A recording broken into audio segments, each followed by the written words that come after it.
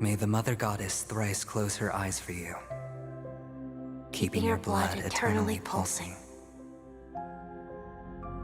May your journey be forever peaceful, and your schemes forever concealed. Our paths will cross again beneath Kakava's shimmering auroras. Farewell, Kakavasha. Part 2. The Cultural Inspirations for Sygonia and Aventurine. First off, let's start with the naming of the planet itself, Sygonia. In Chinese, the characters used are 茨冈尼亚, which is the Chinese version of the Russian name, Tsigany for the Roma people. In addition, Avgin, the name for Aventurine's tribe, is the Roma word for honey. So Sygonia and the Avgin are definitely based on Roma history and culture. In real life, the Roma people is a group of people who migrated from the northern region of the Indian subcontinent, more specifically the Kashmiri and Punjab region. Like China, India also has a history of being united, then divided again, then united again. In India's case, the Mauryan Empire, the name of which is literally belonging to the place of peacocks, used to unite India before its downfall, leading to the creation of many smaller kingdoms in India. Looking closely at Aventurine's design and the fact that his home world also used to be united before they fractured into many rival clans, it is rather clear that part of Sygonia's backstory incorporated their departure from India, including the united history under the Mauryan Empire in the place of peacocks, especially when the Avgin were also exiled from their homeland, and the Kataka, the rival clan, is actually inspired by Kartika, the Buddhist flaying knife, which is demonstrated in how the Chinese text for shell slasher is literally flaying knife. Another nod to the Indian subcontinent and Roma culture is the knot of cyclicality mentioned in the Sygonia set. The knot of cyclicality, or better translated as the knot of samsara, is actually a type of braided bracelet styled after the reincarnation cycle, the samsara, in Hindu Buddhism, usually worn to ward off evil and bring good luck. As far as I am aware, the modern-day Roma still keeps this tradition, so this is something that is representative of the South Asia and Roma inspiration for the Avgin. Another obvious aspect of Roma culture that Hoyoverse took inspiration from is Aventurine's true name, Kakavasha, which is based on Kakava, the festival of the Roma Turkish. According to this one Reddit post in the Roma sub, I actually also double-checked this on Wiki and other news sources. The celebration of Baba Fingo in the Kakava festival is something unique to the Roma Turkish. According to the local legend, Baba Fingo was a commander of an Egyptian pharaoh. This was back then when people, including some Roma people themselves, believed that they came from Egypt. Anyway, Baba Fingo was tricked, got drunk, and got lost in the river. He was believed to act as an intermediary between the human world and the spirit world. In every Kakava festival, Baba Fingo is resurrected in the river. Back in the past, he once led the Roma Turkish out of Egypt together with Moses to India before they all went to Europe. Anyway, it is easy to see that some aspects of Baba Fingo were used for Aventurine's story in Penacony, notably the lost in the river and got resurrected in the river part. In addition, the god the Avgin worshipped Gayatri Triclops, whose other name is Fenge Bios, is another obvious twist from Baba Fingo, with Fenge replacing Fingo and Bios being Turkish for Bios. Hence, Fenge Bios is Fingo Bios, the Earth Mother goddess of the Avgin and a gender-bend fantasy version of Baba Fingo. Speaking of Gayatri Triclops, she is not only a gender-bend version of Baba Fingo, but she is also likely to be referenced to the Tridevi, the Hindu triple mother goddess. From across the world, it is common to have a rule of three god. Some examples would be the three pure ones in Taoism and the triple moons, which included Hecate, Artemis, also known as Diana or Kiana, and Persephone.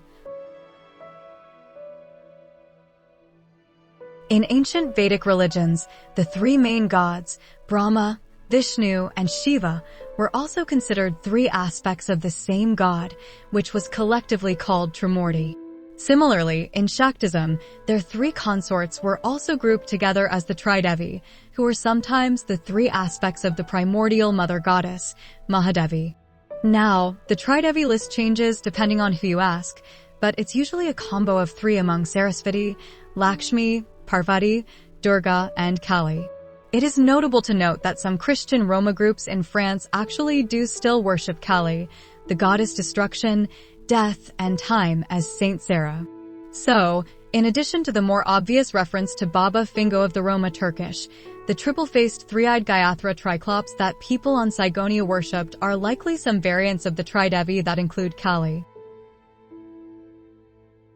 Now, the historical context for the Roma's exodus from India isn't clear, but it is speculated that they were refugees running away from the wars waged by the Sassanids around 200 CE, Mahmud of Ghazni, 998. 1030, or Muhammad Ghori, 1173 to 1206. So, pretty close to the cause of the Afghans' exile, being pushed away from their homeland by bigger kingdoms, which are, in this case, the IPC, the empire to end all empires in the Honkai Star Rail world.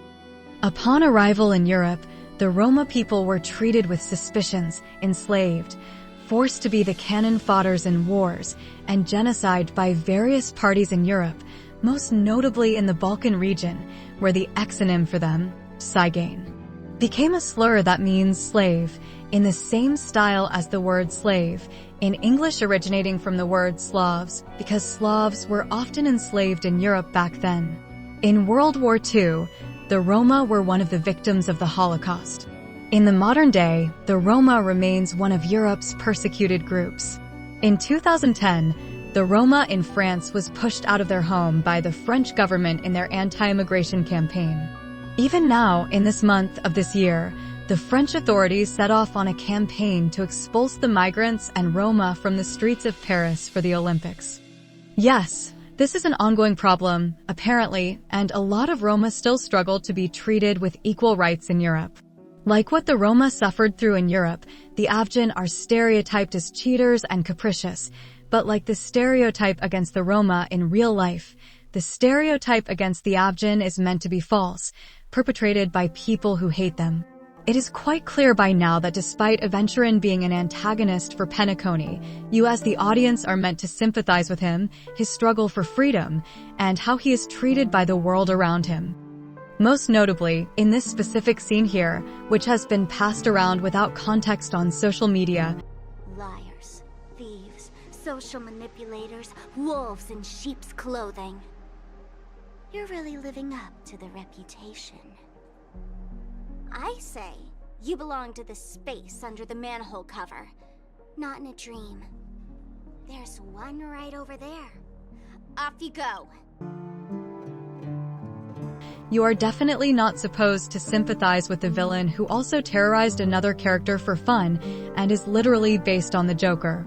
You are meant to think, oh wow, this girl is definitely a villain, and despite working for the evil IPC, this guy Aventurine is only being used by them and is still discriminated against. Also, he lost his entire family when he was young, poor guy. Not, oh wow, this racist girl totally makes sense. She is totally not gonna be the villain who terrorizes others for fun and is based on the literal Joker. Another scene that is very, very frequently taken out of context is this cutscene between Ratio and Aventurine in 2.0. It seems this peacock is short of a feather or two. The family's been rummaging through your things, haven't they? Yeah, by that gray-suited fellow.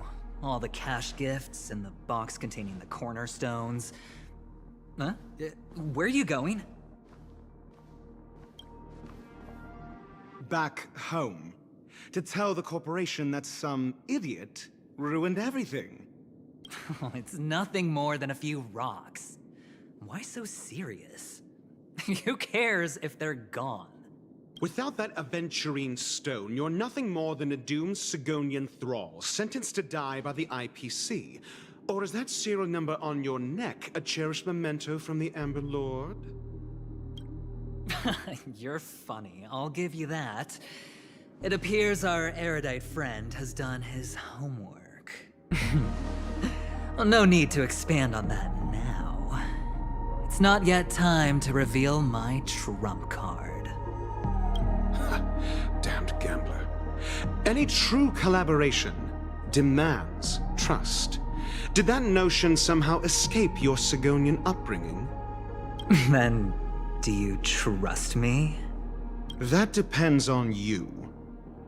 So you don't trust me either. Now that was easy, wasn't it? Also, I didn't go to school, and my parents didn't teach me any of that. A pity. They left before they could impart any life lessons. I did not mean to offend.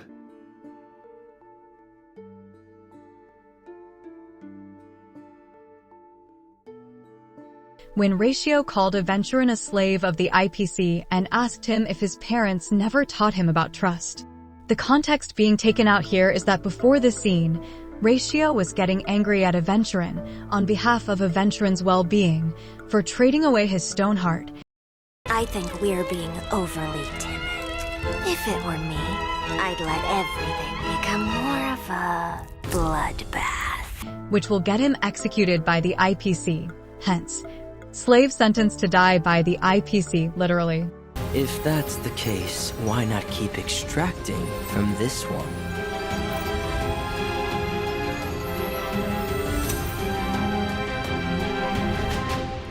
You can come back. Your time isn't up yet. Aventurine is still enslaved by the IPC. They're using him as a resource to be extracted, and he's still plotting for freedom from them. The other context being cut off here is when Ratio asked if Aventurine's parents never taught him about trust. Aventurine told him the truth about his family being dead, and Ratio immediately apologized. It was later clarified further in 2.3 that Ratio considered Aventurine as one of his students. The executives of the IPC and the Guild say that we are strategic partners. Yet, from my perspective, I am invariably the teacher, and he, along with you and every other individual, is the student. From this perspective, Aventurine isn't what you'd call an ideal student. Yet, he's also not utterly obtuse. Alas, the void within him can never be filled by talent and knowledge. Let's hope he doesn't turn into a philosophical zombie. Literally, and he actually thought rather fondly of Aventurine. So when Ratio asked Aventurine if his parents ever taught him trust, Ratio likely meant it literally. Yes, it is a very big social faux pas, which is why Ratio, the man who hates social interaction so much he hid his face behind a bust, apologized immediately. This scene is not meant to depict the stereotypes against the Avgin to be true, nor does it mean to depict Ratio as a racist twat like Sparkle is. The entire context of the scene was Ratio being worried about Aventurine and getting angry over it, then committing a faux pas in anger due to his own social ineptitude. It is also meant to reveal to us that yes, Aventurine doesn't work for the IPC because he wants to. He works for the IPC because he is literally enslaved and sentenced to die by them. Overall, needless to say, with the full context of the story itself and not with sound bites taken out of context by social media, it is easy to see that history of the Avgin and Aventurine's suffering from slavery, genocide, and their struggle for freedom is definitely inspired by that of the Roma in real life. We can see that the writers did quite a bit of research here for the backstory of Aventurine, having included quite a bit of the history and culture of Roma people and even bits of South Asia history in their research. They very clearly want to depict him in a sympathetic light, someone people will throw their money at and become whales for. But why did Hoyo use the Russian name, Sigony, especially when it is offensive in certain parts of Europe like the Balkan? Because historically, China did not have any contact or information about Roma people whatsoever up until the modern day. It wasn't until the Cold War that Russian literature about Roma people started to make its way into China. In the modern day, since 2010, it has been unanimously agreed in the Council of Europe that Roma is to be the official name of the Roma people. However, for obvious reasons, This decision never made its way to either Russia or China, and the Roma people in Russia continued to go under the official name of Tsigany, which, according to this old website funded by the European Commission, is actually not as offensive in Russia. This can be seen in the website for this private museum in Russia, which aims to appreciate and preserve Roma culture and history, but still used Tsigany to denote Roma people. Similar to Russia, the general Chinese media continued to alternately use the terms gypsy 吉普赛人, and Saiganya, 茨冈人, even in news articles sympathetic to Roma rights. As you can see in this Sohu article educating people about the history of the Roma people, you can also see the similar usage in this China news article praising Roma culture of freedom while criticizing France for forcing Roma out of their homes. Frankly put, when I did the search in Chinese, it was actually hard to get information about Saiganya being a slur at all, with the two most accessible sources, Baidu and Wiki, casually listing Saiganya as one of the possible names in some countries, without any mention of it being a slur in Europe whatsoever. It doesn't really help when the Russian sources translated to Chinese also use the name Saiganya as an official name, oftentimes depicting Roma culture in a romanticized light as people seeking freedom, resisting all forms of enslavement, and living in tune with nature. Well, yes, that was where the inspirations for the story of Aventurine came from. It is rather easy to see if you're familiar with the Russian literature that had been translated and imported to China in the past.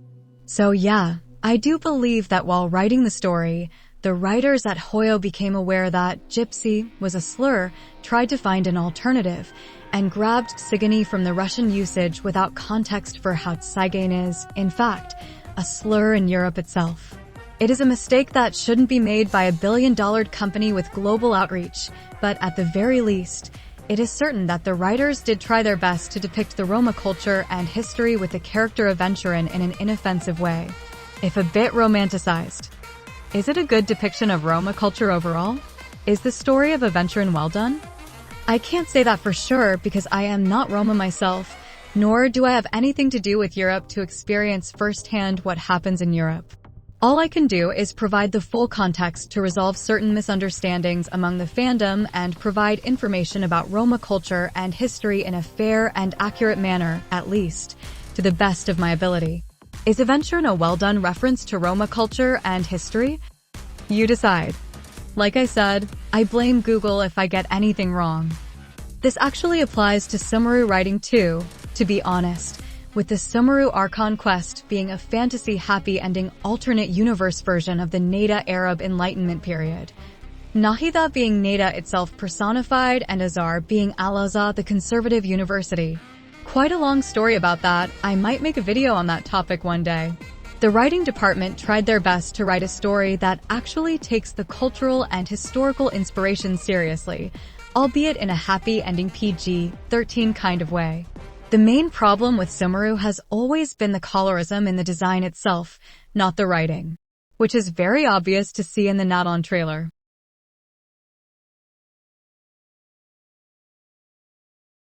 Yeah, those characters downright look like they were designed with darker skin tones. Literally, they look objectively better with darker skin, and then some higher up decided to order everyone to be whitewashed, which is unfortunately a common story among the anime industry. That one is quite indefensible for Hoyoverse. But I digress. As a whole, Aventurine and his backstory has been inspired by Roma culture and history, with quite a bit of South Asia thrown in as well. But what is his motive, his game plan? And what are the other inspirations for Aventurine's story?